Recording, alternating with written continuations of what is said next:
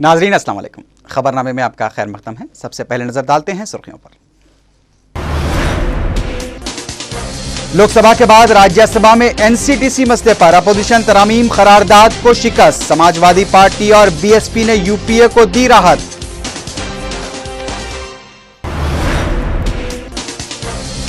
कर्नाटक में बीजेपी के दाखिली इख्तिलाफात में शिद्दत। येदियुरप्पा के हामियों ने बजट इजलास का किया बाइकॉट।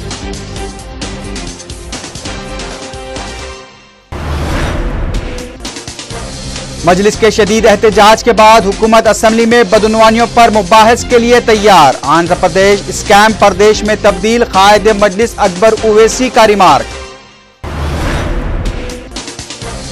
मजलिस पर कोई हुकूमत नहीं कर सकता। मजलिस की अपनी अलहदा शिनाख्त। कायद अपोजिशन चंद्रबाबू नायडू को अकबर ओवैसी का बेबाकाना जवाब। और इराक के मुख्तलिफ शहर बम धमाकों से दहल गए। 38 अफराद हलाक।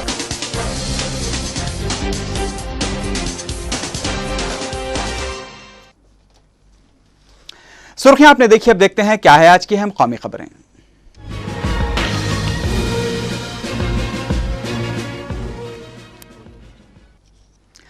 कौमी इंसदाद दहशतगर्दी मरकज के क़याम पर लोकसभा के बाद यूपीए हुकूमत ने राज्यसभा में अक़लियत में होने के बावजूद भी समाजवादी पार्टी और बीएसपी की मदद से अपोजिशन की जानिब से तरमीम के लिए पेश की गई करारदाद को शिकस्त दे दी है। राज्यसभा में आज सदर जमहूरिया के खुतबे में एनसीटीसी से मुताल्लिक़ तरमीम के लिए अपोजिशन ने करारदाद पेश की थी। तृणमूल कांग्रेस ने राज्यसभा में भी वोटिंग में हिस्सा नहीं लिया। 245 रुकनी राज्यसभा में यूपीए के सिर्फ 97 अरकान हैं। हुकूमत ने समाजवादी पार्टी और बीएसपी की हिमायत से अपोजिशन की करारदाद को शिकस्त देने में कामयाबी हासिल कर ली। सीपीएम और बीजेपी की जानिब से एनसीटीसी पर 4 तरमीम के लिए करारदाद पेश की गई थी। To work out comprehensive, coordinated strategy to tackle the menace of terrorism as well as left-wing extremism. What happened in Odisha earlier this week, where 2 Italians were abducted by left-wing extremists, is a grim reminder. Karnataka में बरसर इख्तिदार BJP के दाखिली बहरान में मजीद इजाफा हो गया है। साबिक chief minister Yediyurappa के हामी अरकान असम्बली ने आज से शुरू हुए कर्नाटक असम्बली के बजट इजलास का बाइकॉट कर दिया। बीजेपी आला कमान की जानिब से कर्नाटक बीजेपी में जारी बहरान के खात्मे के लिए वफ्द भेजे जाने के ऐलान के बावजूद भी येदियुरप्पा के हामी अपने मौक़िफ़ पर अटल हैं। येदियुरप्पा के हामियों ने फौरी पार्टी आला कमान से येदियुरप्पा को चीफ मिनिस्टर मुकर्रर करने का मुतालबा किया है।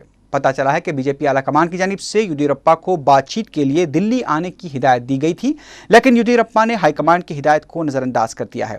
येदियुरप्पा के हामियों का कहना है कि बीजेपी आला कमान को बेंगलुरु में ही इजलास मुनक्किद करना चाहिए। उधर येदियुरप्पा ने 70 अरकान असम्बली की तायीद हासिल होने का दावा किया है। वाज़ेह है कि येदियुरप्पा ने उन्हें चीफ मिनिस्टर न बनाए जाने पर पार्टी के तकसीम की भी धमकी दी है।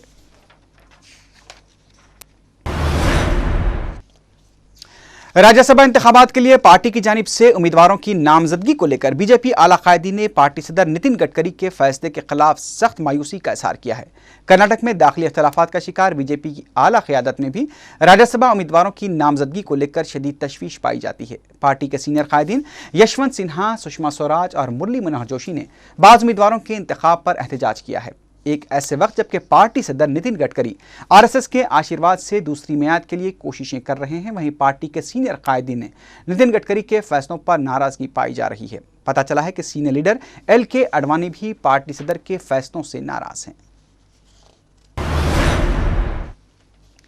तृणमूल कांग्रेस के लीडर मुकुल रॉय ने आज मरकजी वजीर रेलवे की हैसियत से हलफ ले लिया। राष्ट्रपति भवन में सदर जमहूरिया प्रतिभा देवी सिंह पाटिल ने खुसूसी तकरीब में मुकुल रॉय को हलफ दिलाया। मुकुल रॉय साबिक में मुमलिकती वजीर बराए शिपिंग की हैसियत से खिदमात अंजाम दे रहे थे। तकरीब में नायब सदर जमहूरिया हामिद अंसारी, वज़ीर आज़म डॉक्टर मनमोहन सिंह, सदर नशीन UPS सोनिया गांधी और दीगर काबीनी वज़रा के अलावा तृणमूल कांग्रेस के कायदीन भी मौजूद थे। वाज़ेह है कि साबिक वजीर रेलवे दिनेश त्रिवेदी ने रेलवे बजट पेश करने के बाद रेल किरायों में इजाफे पर अपनी ही पार्टी तृणमूल कांग्रेस की जानिब से ओहदा छोड़ने के लिए बढ़ते हुए दबाव के बाद इस्तीफा दे दिया था। क़यास किया जा रहा है कि निचले दर्जे में इजाफा किए गए रेल किरायों में वापस लिया जा सकता है। उत्तर प्रदेश में एक ट्रेन के जीप से टकरा जाने से 16 अफराद हलाक हो गए हैं। ज़राए के मुताबिक मथुरा कासगंज एक्सप्रेस हथराज के मुकाम पर रेलवे क्रॉसिंग के पास एक जीप से टकरा गई। इस वाक़े में 16 अफराद बरसरे मौका हलाक हो गए।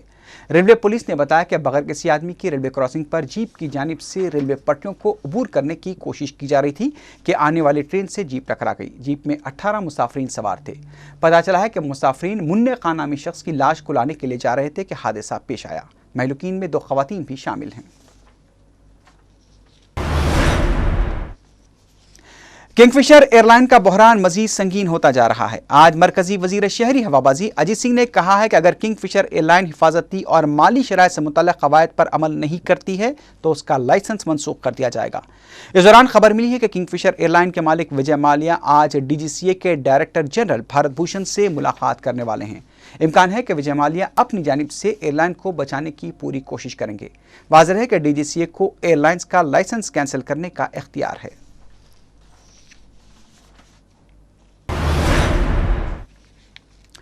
CBI ने आदर्श हाउसिंग सोसाइटी स्कैम के सिलसिले में आज मुंबई में 4 अफराद को गिरफ्तार कर लिया है। इन 4 अफराद की शिनाख्त RC ठाकर, मौजूद ब्रिगेडियर MM वांशु, साबिक नायब सेक्रेटरी दही तरक्यात PV देशमुख और रुकन कौंसल कन्हैया लाल गिडवानी की हैसियत से की गई है। वाज़ेह है कि साल 2011 में CBI ने 4 अफराद के खिलाफ FIR दर्ज की थी। आदर्श हाउसिंग स्कैम में साबिक वज़ीर आला अशोक चौहान, विलास राव देशमुख और सुशील कुमार शिंदे के रोल की भी जाँच की जा रही है। अब नजर डालते हैं इलाकाई खबरों पर।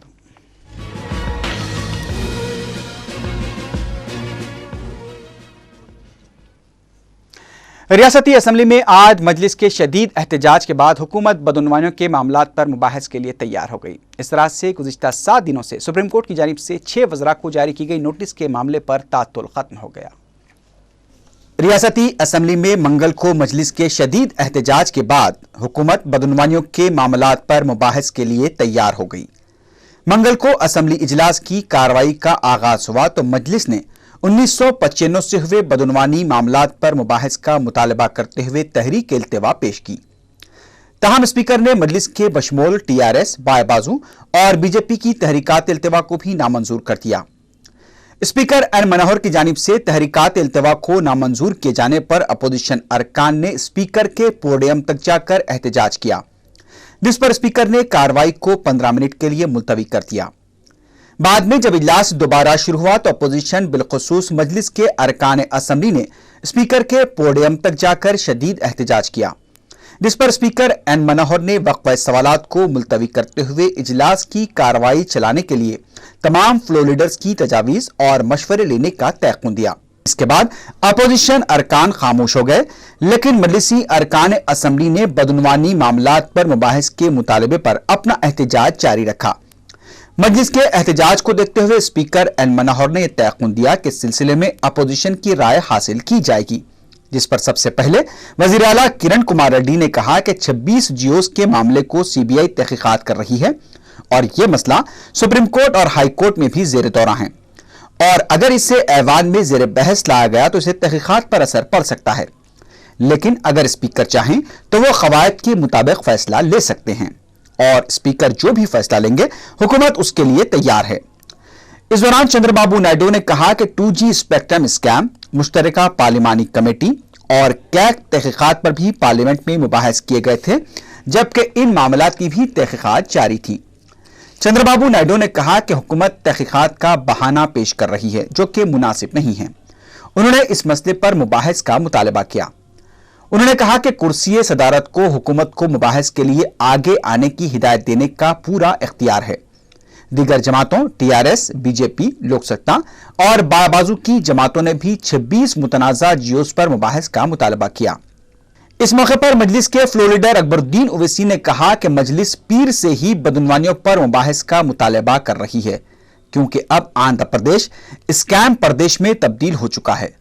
अकबर ओवैसी ने कहा कि खुसूसी माशी जोन, आबपाशी, कांकनी और शराब मामलात में बड़े पैमाने पर बदउनवानियां हुई हैं। उन्होंने कहा कि तारीख में पहली बार 6 वज़रा के खिलाफ नोटिस जारी की गई है और बदउनवानियां कैंसर की तरह फैल रही हैं, जिसका खात्मा जरूरी है। अकबर ओवैसी ने अहम अपोजिशन की जानिब इशारा करते हुए कहा कि अपोजिशन ने सिर्फ 5 मिनट का एहतजाज दर्ज करने के बाद इस मसले को खत्म करने पर राजी हो गई। लेकिन मजलिस ने मुबाहिस का मुतालबा किया है क्योंकि बदनुमानी एक ऐसा मसला है जिस पर सिर्फ टोकन एहतजाज की मजलिस हिमायत नहीं करती।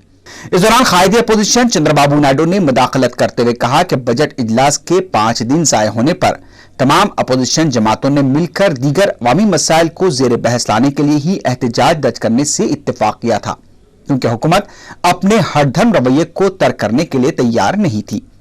लेकिन अपोजिशन ने ही एक कदम पीछे हटते हुए अवामी मसाइल को जेर बहस लाने के लिए एहतजाज दर्ज करने का फैसला किया था। चंद्रबाबू नायडू ने कहा कि तेलुगु देशम और कांग्रेस में कभी मुफाहमत नहीं हो सकती। उन्होंने कहा कि शायद मजलिस का कांग्रेस के साथ सियासी ताल्लुक हो, लेकिन तेलुगु देशम किसी भी मसले पर समझौता नहीं करेगी। जिस पर स्पीकर एन मनोहर ने मुदाखलत करते हुए कहा कि ऐवान में जारी तातुल को खत्म करने के लिए मुतादिद बार फ्लोर लीडर्स का इजलास तलब किया गया। तहां पीर को अपोजिशन ने आगे आते हुए एहतजाज दर्ज करने से इत्तेफाक किया। बाद में अकबरुद्दीन ओवैसी ने कहा कि पीर को अपोजिशन ने जो फैसला लिया था मजलिस उससे इत्तेफाक नहीं करती। अकबर ओवैसी ने कहा कि हुकूमत मुबाहिस के लिए अदालत का जो बहाना बना रही है वो मुनासिब नहीं है, लेकिन उन्हें हुकूमत से सवाल किया कि आखिर बदउनवानियां हुई हैं या नहीं, हुकूमत को इसकी वजाहत करनी चाहिए। अकबर ओवैसी ने कहा कि जिस शख्स ने गैर कानूनी तरीके से दौलत कमाई है या नहीं, इस पर भी हुकूमत को सफाई देनी चाहिए, और अगर उस शख्स ने दौलत कमाई है तो उसका साथ किसने दिया था, उन हक़ाइक़ को भी सामने लाना चाहिए। अकबर ओवैसी ने कायदे अपोजिशन चंद्रबाबू नायडू को मुखातिब होते हुए कहा कि आपको मसले पर नजर रखनी चाहिए, अकबर ओवैसी या फिर मजलिस पर नहीं। अकबर ओवैसी ने कहा कि मजलिस अपनी अलहदा शिनाख्त रखती है और मजलिस पर कोई हुकूमत नहीं कर सकता। अकबर ओवैसी ने कहा कि मजलिस 50 साल से ऐवान में नुमाइंदगी कर रही है और मजलिस ने हमेशा अपने एजेंडे पर अमल किया है। उन्होंने कहा कि अगर हुकूमत शफाफियत का दावा करती है तो 26 जियोस की हकीकत को सामने क्यों नहीं लाया जा रहा है, उस पर मुबाहिस होनी चाहिए। Sir, never in the history 6 ministers have been issued notices. Yes. And lastly, sir, sir, through you I would like to ask the government and the leader of the house, do you agree or not? Corruption has had happened in the state or not? This is one question. The second question is that, does the government agree? I do not want to name anybody's name because that gentleman is not in this house, on whom the notices are served, because of whom the notices have been served. I hope everybody understands. Sir, does the government agree that that gentleman has made money or had disproportionate assets due to illegal ways and means and methods by being or not? क्या उन्होंने गलत तरीके से दौलत कमाए, आप ये मानते हैं या नहीं मानते हैं? अगर मानते हैं तो on whose support did they make so much of money? That's first. Why did they make money? Yes. So What's your is the government responsible or not? Yes. Your primary demand has been made. Sir, Yes. sir, let me just complete, sir. Yes. अगर आप मानते हैं कि वो शख्स illegal ways means and method से दौलत कमाया है तो उसमें आप भी शरीक है या नहीं है? नहीं है तो why don't you come clear and say that we are not involve in that, we never help them, we are never part of it. A court and the enforcement department is taking its course of action and they'll be behind bars. Indirectly you are protecting that gentleman. At the same time you say that the corruption has not happened in the state, or you say the corruption has happened in the state. Please be clear about it. Yes. Please be clear about it. That is why we say that we need to have a discussion on this subject. Okay. It is very important. Okay. And I'm sorry to say, sir, lastly, I'm sorry to say that I'm not advising to honorable leader of opposition, sir. He's a very senior man. But always, sir, it has happened. You always lose the focus on the issue. Your focus should have been on the issue rather than MIM and Akbar Owaisi. No, that's. You lost the focus on the issue and you're focusing on me. Sir, I'll complete, sir. I'll complete. Sir. Leave it. Yes. Sir, MIM has. MIM. Don't react like that. Just wait, sir. Sir, MIM has its own identity, sir. Nobody can dictate us, sir. We are not going to follow the diktats of the Congress or the Telugu Desam, sir. We have our separate identity and we believe in our identity. That is why we are representing in this house. Our numbers might be less, but continuously from last 50 years, we have been representing in this house. We have never been part of the government, nor the opposition, sir. We believe in playing a healthy role, sir, of an opposition, and we demand, and when we rise to the occasion and praise the government for the good doings and right decisions, we also rise for the occasion in pinpointing the wrong decisions of the government. It's not that we are just part of that. It is all the allegations which have been put against us. We are just quiet. We do not want to react like that. We do not want to lose the focus. Sir, our lands have also been distributed left and right. I don't want to go into on this detail. And once again I say that, sir, let us all not lose the focus. Yes. The focus is corruption. Let us all come together, fight against the corruption. And this is what is our demand. And once again I say that if the government is transparent, if the government is bold enough, why are they running away from producing and tabling those GOs in this August house? Why are they running away from the debate? Let us have a discussion, let us debate. And sir, lastly, this house doesn't belong to two major political parties, sir. Smaller parties also have their say. Like TRS is here, MIM is here, PRP is no longer, CPI, CPM is here. So we should get a chance, sir. Yes. And sir, it always happens, sir. This side or that side, we have to just clap hands and see, sir. The same thing had happened yesterday. And I want to set right the records and say that it is such a big issue. We cannot just leave the issue on 5 minutes of protest.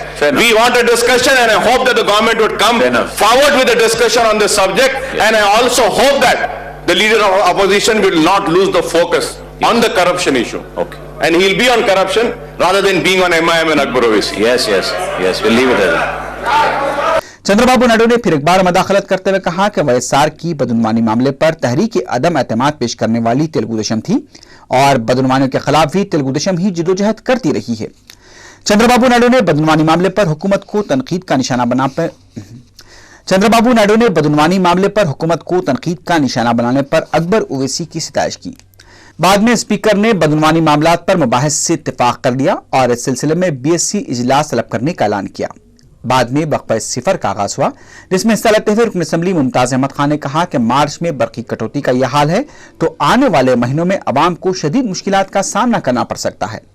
उन्होंने हुकूमत से बरकी कटौती मसले पर तवज्जो देने का मुतालबा किया।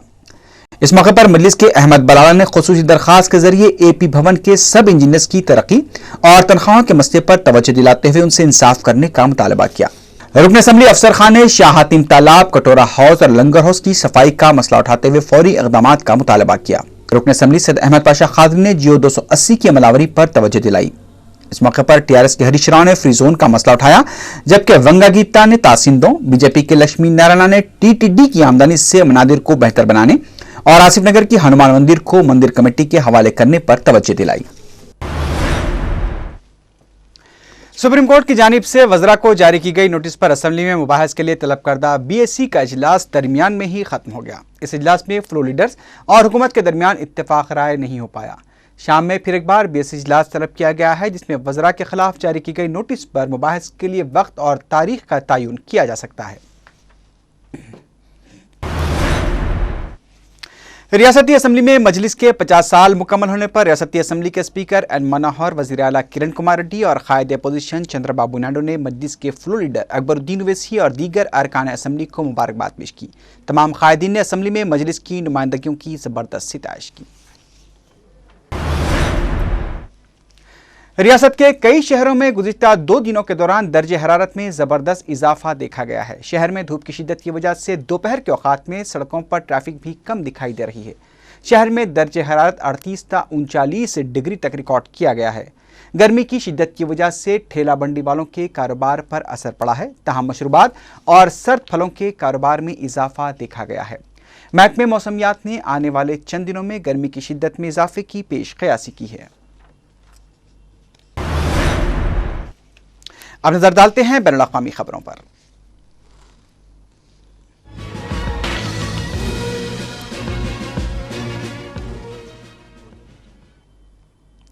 इराक में मुख्तलिफ शहरों में कार और सड़क के किनारे नस्ब बमों के फटने से 40 अफराद हलाक हो गए हैं। इन हमलों में दर्जनों अफराद जख्मी भी बताए गए हैं। बगदाद से मिली इत्तलात के मुताबिक मुहल्लिक तरीन बम धमाका शुमाली शहर करकुक में एक पुलिस हेडक्वार्टर के करीब पेश आया। इस धमाके में 30 अफराद हलाक और 10 से ज़ायद जख्मी हो गए। करकुक में एक ही मुकाम पर सड़क पर नस्ब बम के फटने से कई अफराद जख्मी हो गए। मगरबी बगदाद के अलावी ज़िले में खुदकुश कार बम हमले में एक शख्स हलाक हो गया। बगदाद के एक और इलाके हिला में भी बम धमाके होने की इत्तला मिली है, वहाँ भी हलाकतें हुई हैं। वाज़ेह है कि धमाके एक ऐसे वक्त हुए हैं जबकि चंद ही दिनों में बगदाद में अरब लीग कॉन्फ्रेंस होने वाली है। फ्रांस ने अक़वाम मुत्तहिदा की सलामती कौंसिल में शाम से मुतल्लिक़ मगरबी ममालिक के तैयार करदा एक मसवदे को पेश कर दिया है। इस मसवदे में अरब लीग और अक़वाम मुत्तहिदा के मुश्तरका मंदूब कोफ़ी अन्नान की कोशिशों की हिमायत का इजहार किया गया है। मसवदे की हिमायत करने वाले ममालिक ने शाम की हुकूमत से फिर एक बार मुज़ाहिरीन के खिलाफ तशद्दुद का सिलसिला ख़त्म करने का मुतालबा किया है। मगरबी सिफारतकारों के मुताबिक शाम में खूनरेज़ी रोकने से मुताल्लिक़ सदारती बयान तैयार करने का फैसला इससे पहले रूस और चीन की जानिब से सलामती कौंसिल में 2 मरतबा करारदादों को वीटो किए जाने के बाद किया है। इस दौरान शाम की अपोजिशन जमातों ने बताया कि रूस की खुसूसी फोर्सेस का एक दस्ता शाम की बंदरगाह तरतूस पहुंच गया है। रूसी बहरी जहाज़ों के मिशन के बारे में फौरी तौर पर तफसीलात हासिल नहीं हुई हैं, लेकिन कहा जा रहा है कि इस दस्ते में इंसदाद दहशतगर्दी मेरिन्स का यूनिट सवार है। उधर दमिश्क में गुज़िश्ता 24 घंटों से हुकूमत के हामी और मुखालिफ फोर्सेस के दरमियान वक्फे से लड़ाई जारी है। दमिश्क के नवाही इलाकों अलमेज, अजमार और अलकस्वा में शदीद फायरिंग की आवाज़ें भी जारी हैं। ज़राए के मुताबिक दोनों जानिब से भारी नुकसानात हुए हैं। फ्रांस के जुनूब मगरबी शहर तुलूस में स्कूल के बाहर पीर को हुए फायरिंग वाक़े की तहक़ीक़ात बड़े पैमाने पर जारी है। उधर स्कूल के अहाते में आज महलूक अफराद की याद में दुआ या तक़रीब मुनक़्क़िद की गई। पीर को पेश आए वाक़े के बाद तुलूस में मसाजिद और यहूदी इबादतगाहों पर सख्त हिफाजती इंतज़ामात किए गए हैं। अक़वाम मुत्तहिदा के सेक्रेटरी जनरल बान की मून ने तुलूस में पेश आए वाक़े की मज़म्मत की है। फ्रांस के सदर निकोलस सरकोजी ने इस वाक़े को ख़ामी सानेहा करार दिया है। आखिर में सुर्खियों पर एक बार फिर नजर डालते हैं। लोकसभा के बाद राज्यसभा में एनसीटीसी मसले पर अपोजिशन की तरामीम की करारदाद को शिकस्त। समाजवादी पार्टी और बीएसपी ने यूपीए हुकूमत को दी राहत।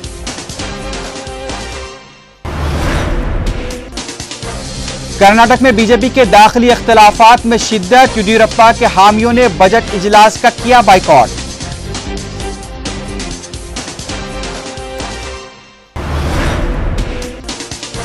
मजलिस के शदीद एहतजाज के बाद हुकूमत असम्बली में बदउनवानियों पर मुबाहिस के लिए तैयार। आंध्र प्रदेश स्कैम प्रदेश में तब्दील। कायद मजलिस अकबर ओवैसी का रिमार्क। मजलिस पर कोई हुकूमत नहीं कर सकता। मजलिस की अपनी अलहदा शिनाख्त। हुकूमत और अहम अपोजिशन को अकबर ओवैसी का बेबाकाना जवाब।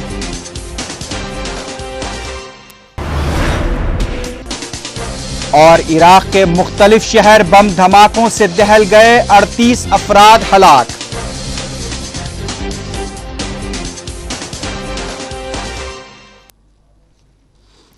इसी के साथ ही खबरनामा अख्ताम को पहुंचा। अल्लाह हाफिज।